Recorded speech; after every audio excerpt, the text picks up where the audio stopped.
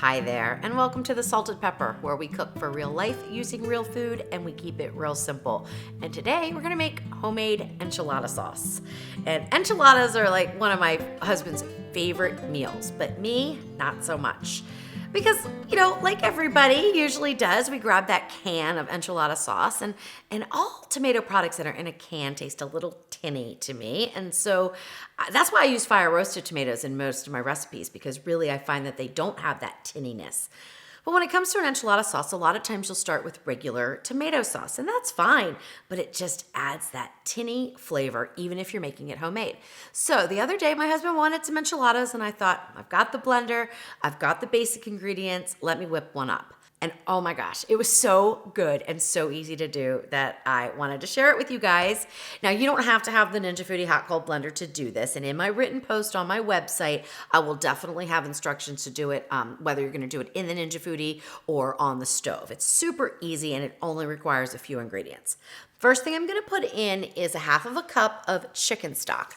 Now you could use beef stock, you could even turn this into vegetarian, and you could use a vegetable stock, that would be perfectly fine. You could probably even get away with water, that would be fine as well. I'm choosing chicken because I'm gonna turn this into some chicken enchiladas. And I have 14.5 ounces, which is 1 can of fire roasted tomatoes. And again, you don't have to use the fire roasted kind. I just prefer them for the flavor. I just think they add something really special to different tomato dishes that I make. But you don't have to, and if you are on a low sodium diet, you can always get the low salt variety. You can probably even make these with fresh tomatoes. And I haven't tried that yet, but when summertime comes, I'm going to.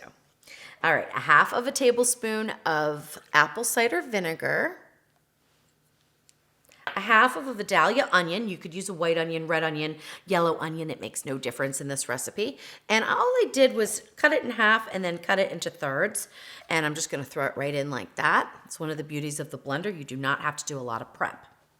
Now, for the spice blend that I'm using is 1 teaspoon of fine grind sea salt, 2 teaspoons of dark chili powder. You could use regular chili powder, but I found the dark chili powder really gives this beautiful, beautiful color, and it looks like, the enchilada sauce you get at your favorite Mexican restaurant. So I went with the dark. 1 teaspoon of ground cumin, a half of a teaspoon of garlic powder. Now, you could use fresh garlic in this, but what I found in some sauces is the garlic is a little bit too pungent, and I wanted to keep it more on the mild side. This is not a spicy enchilada sauce. It is mild. So I'm going with garlic powder, and I'm using a half of a teaspoon. And I have 1 tablespoon of brown sugar. You do not have to use any sugar if you don't want to. You could change this up for your favorite sugar substitute. That would be fine, but I'm using some brown sugar. I just like the way it balances everything out. We're gonna dump those in. And now we put the lid on the blender. Turn it on. And hit the sauce dip button.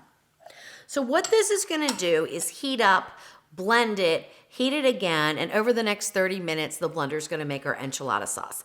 This is the easiest way to just set it and forget it. Because even if you're gonna do errands, go run errands, or you wanna catch up with laundry, if this is done in 30 minutes, you don't have to worry about it. Just let it sit in the blender. It's gonna be fine.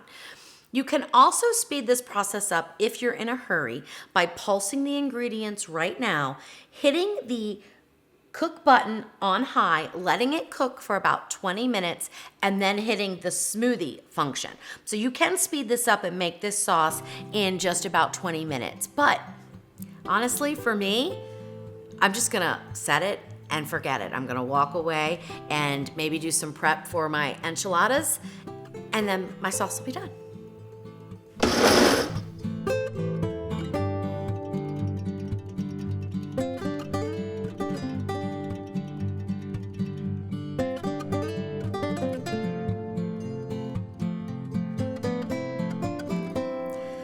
All right, so the enchilada sauce finished up just a few minutes ago, and so most of the steam is already dissipated. But if you're gonna remove the lid right after it's finished, do yourself a favor and open the little center first, and there is still some steam coming out, and let that release the steam before you go to remove the whole lid. It just gets really hot in there, and you could definitely get some steam burns if you're not careful. So I just usually let it kind of cool down a little bit, and then I will open up the lid. Or you could wear some protective gloves too. All right, so this makes about 3 cups of enchilada sauce. And I'm just gonna remove this and pour it in.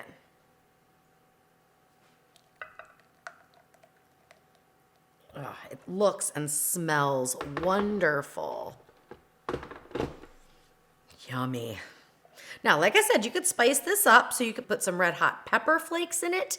You could do that while it's cooking or afterwards. You know, either way is fine. You could put in jalapeno pepper. You could put in some chili peppers, whatever you want to make this exactly the way you love it. But this is a very basic enchilada sauce that you can make in no time at all.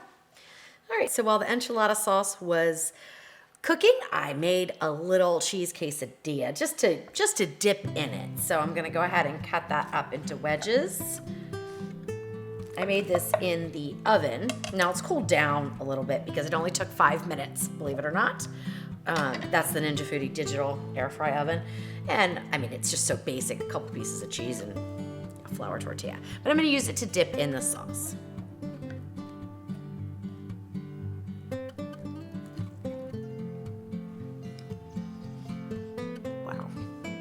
That is so good.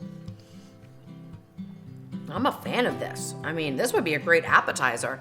You can make up a ton of these, put them out, put a little bowl of your enchilada sauce as a dipping sauce. It is just so good. Oh my goodness. So I love it. There's no tinniness. There's not that off taste. And I don't know. I mean, I'm sure a lot of people absolutely love enchilada sauce in a can. My husband does. But for me, there was just something not right about it. So I never liked it. This, though, is absolutely perfect, and I love it.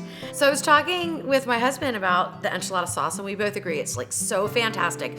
What else could we use it for? Because I could make up a ton of it and either keep it in the freezer or in the fridge, and we could use it in different meals. So we were talking, and we thought this would be a great salad dressing for like an enchilada salad. So if you want to keep it healthy and avoid any of the flour tortillas or the corn tortillas that you use when you make enchiladas, just mix up a nice salad, put some shredded chicken on top, and pour this over as your dressing. And you will have a really great, healthy meal to enjoy.